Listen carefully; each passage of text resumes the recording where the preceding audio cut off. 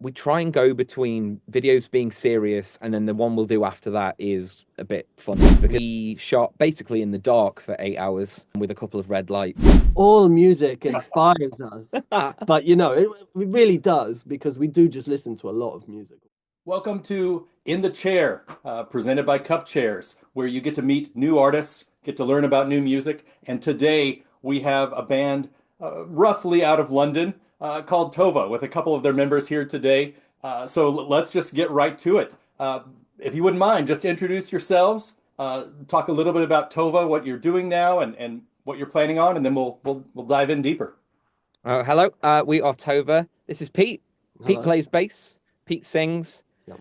and Pete shouts. Yeah, we do lots of stuff. This is Jack. He's the front man, the guitarist, the do everything, the social media. He's the everything else in the background guy. Yeah. That is what I do. Yeah, pretty much. We're You currently explain what Tova does. yeah, So. we're in the studio at the moment. We're just finishing up a new single that is coming out on the 21st of February. It's called Crown. We've just shot a music video for it up in Sheffield. For people outside of the UK, it's just a couple of hours away from where we are. It's colder and scarier than here. And we shot a music video with the bass player from a band called While She Sleeps. Has directed it. We have some really cool people in the video with us. And it's come out. We just checked through the edits this week from the video. It looks absolutely insane. It's really cool. And we're planning on the biggest festival that we've played so far as a band this April. We are playing Takedown Festival on the main stage, which will be very exciting. And we are planning touring for spring onwards and releasing as much music as we can possibly get out. That's a lot. That's a lot. That's good to know. You're staying really busy. With a video, I've always been fascinated by this. You decide we want a video, we want to do a video. Who comes up with the concepts? How did you decide to film in Sheffield as opposed to any other place?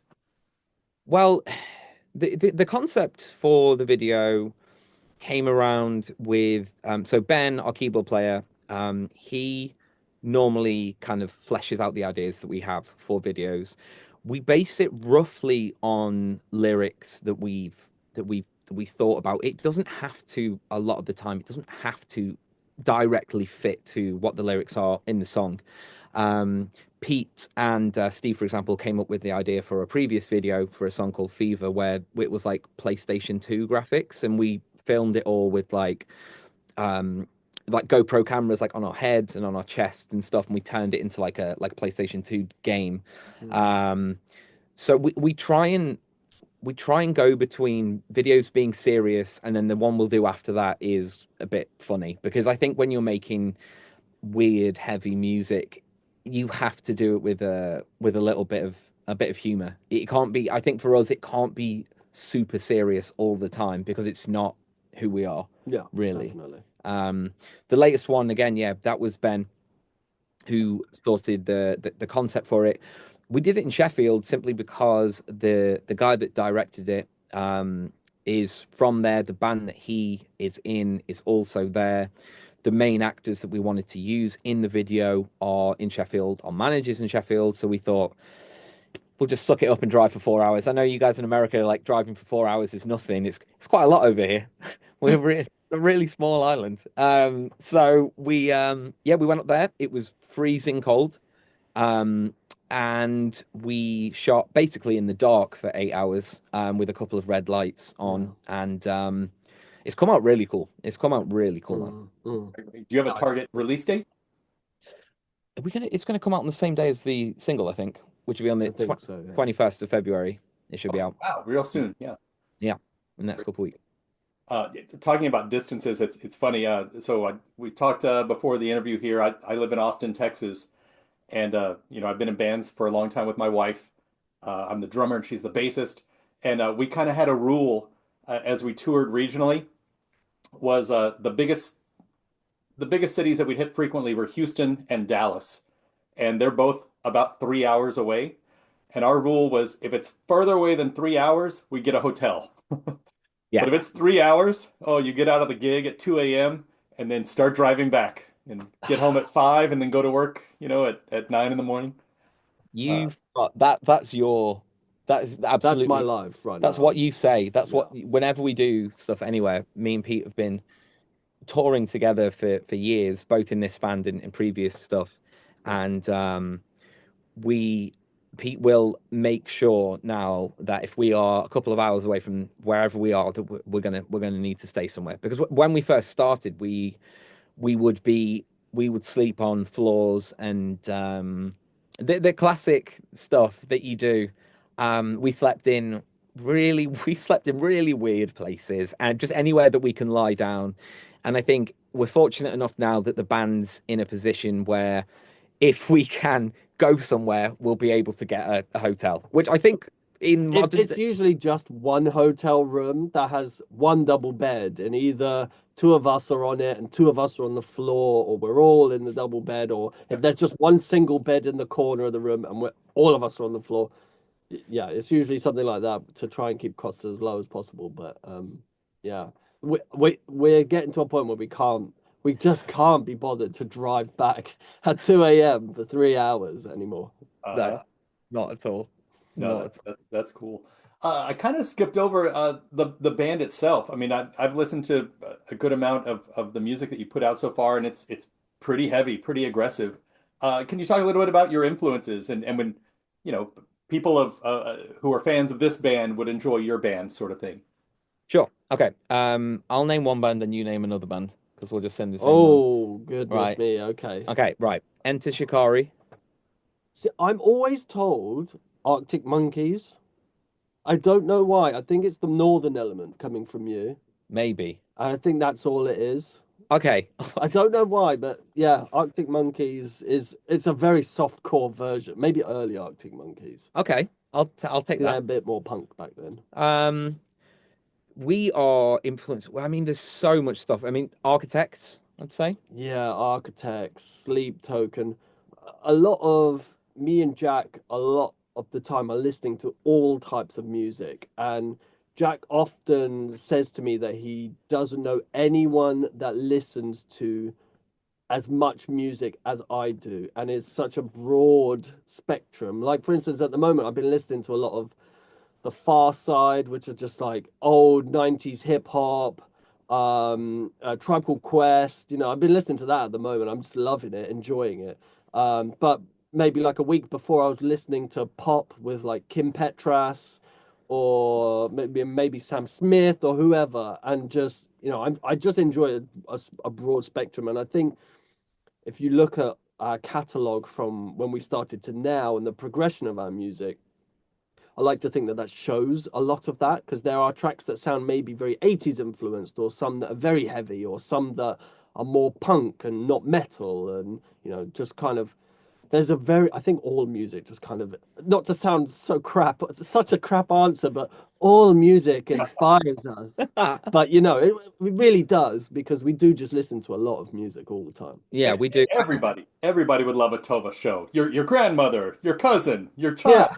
Yeah, exactly. yeah, yeah. Do you know what? Like, There's a bit of everything for everyone. there is. I think there's more for some people than there is for other people, I Yeah. suppose. But I think that there is a, yeah. If you are it's like, I think if you're a fan of like mainstream rock music, start with our song Fever and then kind of And go listen and onwards. then listen onwards. Yeah.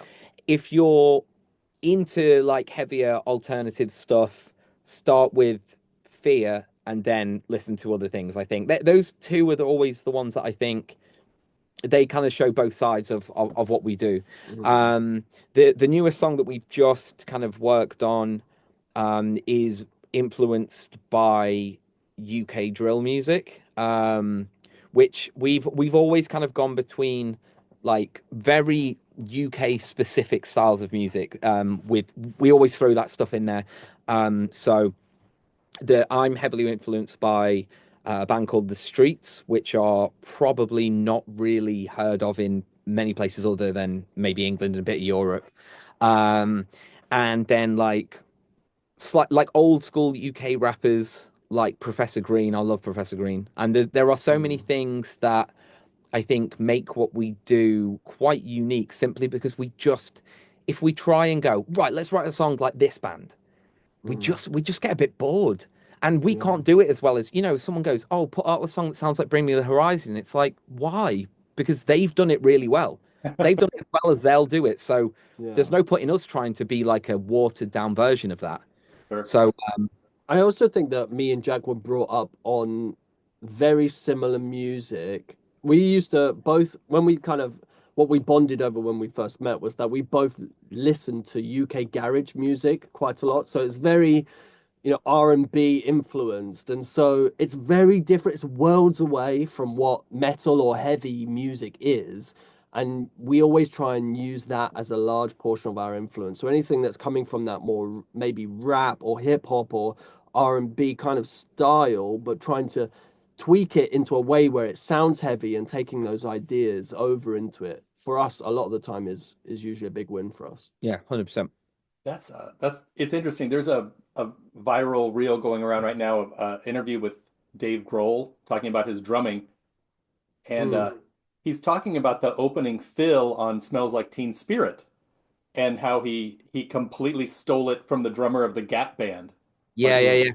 yeah. 70s and 80s R&B. Oh, just clap, boom, clap, boom, clap, boom, Yeah, Yeah. clap. The and cat. it's as soon as you hear it, it's so obvious. Mm, But it is kind of interesting. Like you might be watching the Little Mermaid and hear a little like, oh, that melody's neat. That might fit in this song here. And yeah, yeah, yeah. uh, no, that's cool. Always researching, always thinking. That's fun. What about the name Tova? What does it mean? How'd you come up with it? It This doesn't is my favorite answer. Is it It a cuss word? it doesn't no, it doesn't mean anything. It's named after my friend's dog. My friend had a dog. She's now no longer with us, R.I.P. Tova. And I couldn't. I have a thing where I think most band names are rubbish. Like until the band are big, like any band name is, I'd say, apart from about three you mentioned in Dave Grohl. I think Nirvana is a great band name. I think yeah. Muse is a great band name, and again I think Bring Me the Horizon's a good band name. I can't really think of any other bands that, if you take away the cool stuff that they've done, that the band sounds cool. Yeah. Like, so we were just like, let's think of something that is a one-word answer. And then my friend was like, "Oh, my dog's called Tova," and I was like, "I'd never heard that name. That sounds cool." Mm. And so many people now have said, "Oh, like there's like fans come up to us at shows and they've got like Tova tattoos, and they're like, oh, I got this. Did you know this means this in it, or this is a Jewish word for hope, or this means a TOVA is like a test for ADHD?" And we're just like, oh, our band's named after a dead dog. So, Thinking of Dave Grohl, I think Foo Fighters is not a good band name. it's awful. It's yeah. Yeah, I mean, if you think about them, imagine there was no Nirvana and he just started a band called Foo Fighters, and you're like, right, guys, come to my band show. We're called the Foo Fighters. You're just thinking, who the fuck are you guys? Like, Yeah, no, I'm not gonna come and see you. Sleep Token. What? That just sounds so like wishy-washy. Like, no. So yeah, it's very yeah, our band name story is always a favorite of mine. yeah. No, it's funny I always think of the situation where a friend invites you to their show, or maybe a friend says, "Hey, come see my friend's show." My first thought is it's probably going to be terrible. Yeah. And then as soon as you hear the band name, like, oh, that's a terrible band name, and the band is probably terrible. Yeah. So when you go see that band, whatever friend's band it is, and they blow you away, it's Then that's impressive. great. Yeah. Yeah. Yeah, yeah, yeah. I love that. No, I love being surprised and going in with very low expectations. Uh, Something creatively you all did on your Spotify. The last artist I interviewed had this, but you did a Christmas song. Yeah, What we what did. what the hell is up with that? I Um, think we should do one every year. yeah, I I do. think we should do one every year. It was such a random thing. We were just like, we haven't released a song in a while, and we were gonna try and release another song, or try and write, record, and do all of that with another song. But that kind of just wasn't right. We kind of thought halfway through, this isn't working. And then you just started doing some Christmas stuff, and then we were like, all right, fuck it, let's just go for it. Let's do something. I Yeah, I think so. So when the band started, and I think the reason why the band's managed to keep going in the way that it has, which is constantly very bewildering to me, is it's wonderful that people have found it, is because of TikTok. And we put out a we did like a metal version of Carol of the Bells on TikTok last year, and it went mental. And I was like, oh, cool. Like this, and then when we were looking around for like what, because we've got hundreds of ideas, we were like, well, why don't we just put this out? Because it's, it did really well last year, on this thing on social media. So let's put it out. There's no stress to it. That we don't have to put any lyrics in. We were coming lyric ideas, but I was like, Carol of the Bells is such like an iconic thing that you don't really it doesn't really need any lyrics. And I thought, and then it doesn't really need to, blow people away with the amount it's streamed, but it just means that when we come to December next year, or this year, sorry, playing shows, we can throw that in there. We can throw that in Mm, there and it can fit into our set rather than, here's a cheesy version of a different Christmas song. Yeah. mm, So that's why we did that. And again, it was just funny. It was just funny. If it makes us laugh, we do it, yeah, basically. yeah. Um, Last year I got to visit with the drummer for Trans-Siberian Orchestra. Yeah, yeah, yeah. And I remember when they came out, it was the mid 90s, and hair metal and heavy metal had really taken a dive, and grunge had taken over and everything. And it was a member or two of the band Savatage, which they were moderately popular but not huge. And I just heard, yeah, the guys from Savatage have put together this Christmas group, and it just sounded like the most ridiculous idea. Like, well, that's dumb. And then, their biggest hit came out. Like, all right, well, that's kind of cool. And here it is, 2025, and I mean, they're touring on it every year. Yeah, It's yeah, like, yeah, that was a better idea than I thought it was. Mm, yeah. mm. But They've done it very well. They've done it very well. There are a lot of people that have been like, "You're just ripping off Trans-Siberian Orchestra," and I was like, "I'm not. Um, I'm ripping off whoever wrote the original song because it's in the public domain, so there's no there's Copyright no on it. copyright." So I was like, "That's what I'm ripping off." I was like, also, I think I'd watched Home Alone that week, and I was just like, "Ah, this is in there." It's creepy, man. Like it's I don't really understand how it got into the realm of being a Christmas song. It's so dark. That song is so dark, and there's nothing about the tonality to me that screams Christmas. And I'm much more of a Halloween fan than Christmas. And that to me it kind of bridges the gap. It's like if you put that out in like late November, December, people that still like Halloween are still feeling that, oh, I don't want it to be Christmas yet. Let me have this. And then people that like Christmas know it is a Christmas song.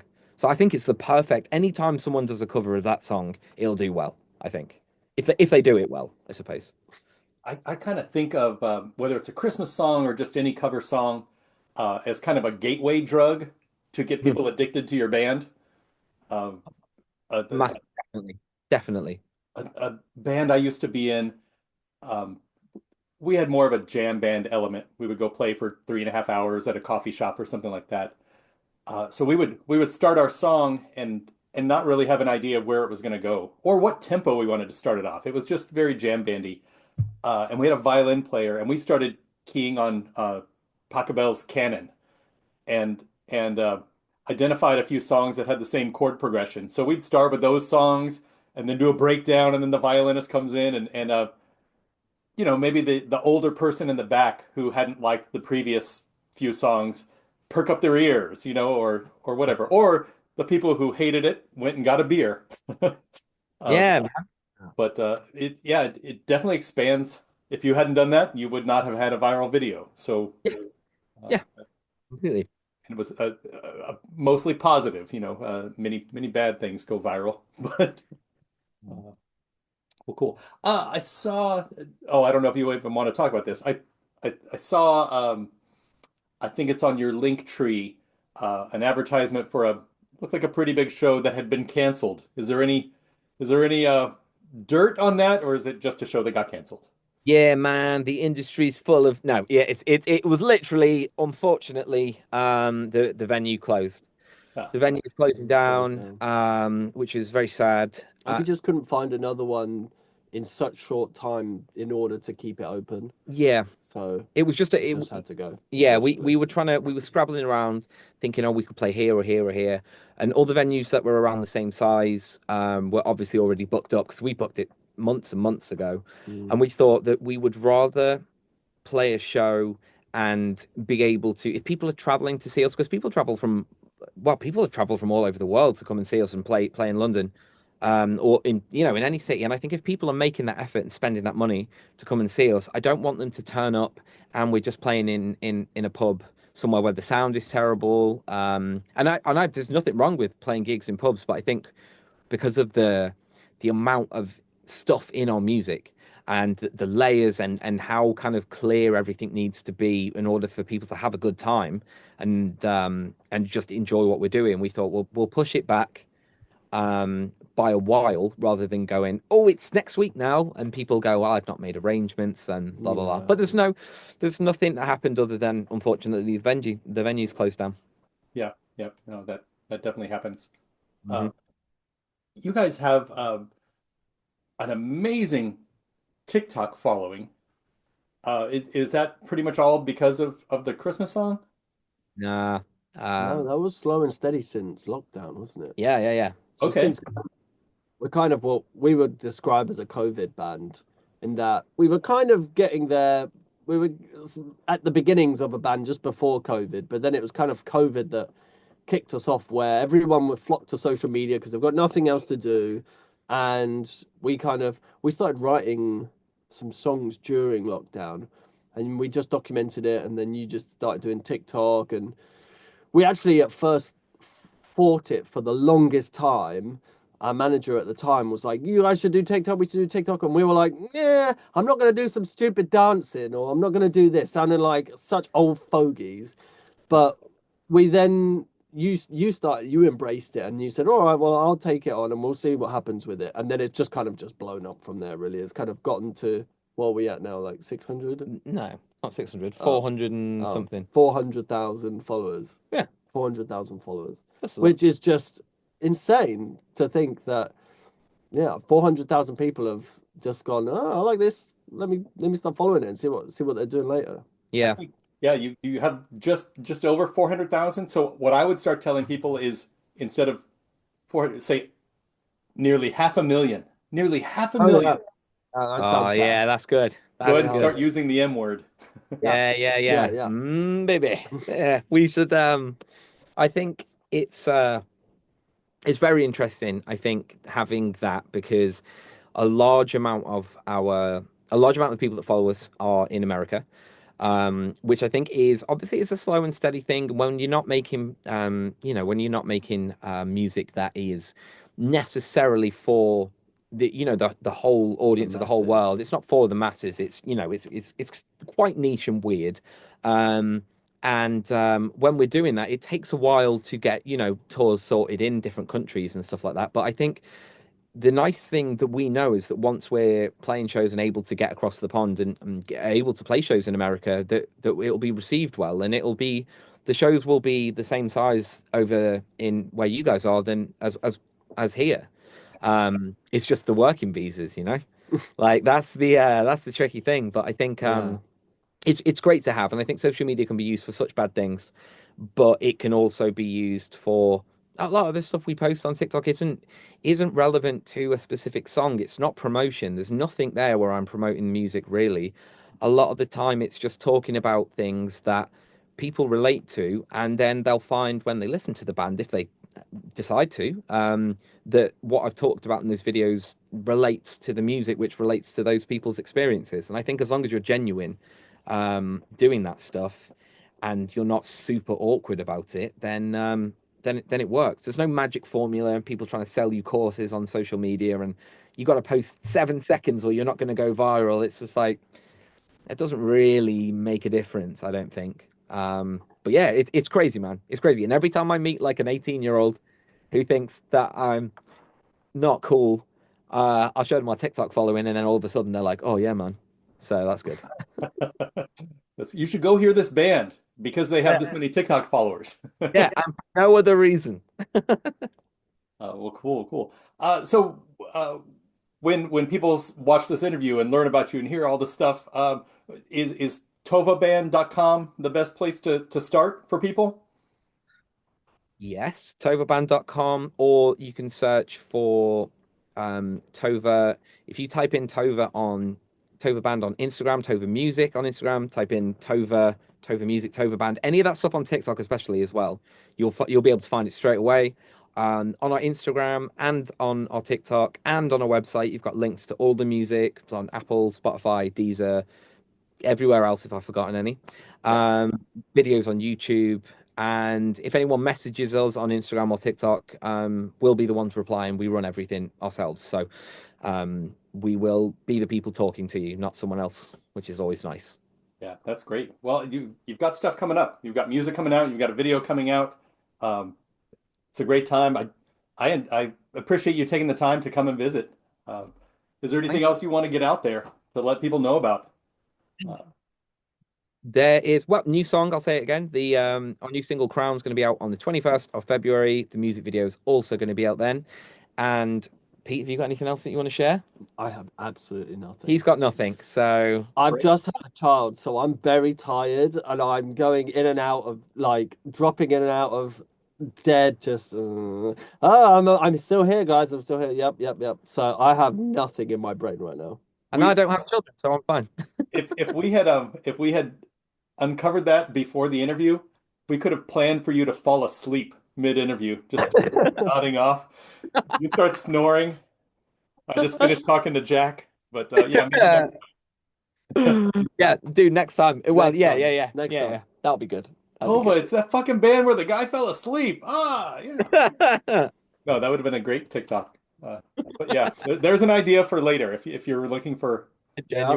I genuinely will use that, dude. I promise. Cool, cool. All right, well, thanks, guys. Tova is here. This has been Cup Chairs in the chair. Good to meet you. Good to talk to you. And yeah, we'll get this out. And I look forward to hearing music. And if you do make it to the States, please reach out. I'd We love to will come do. see you. We will. Thank you so much, man. Yeah. All right, Thank you. thank you.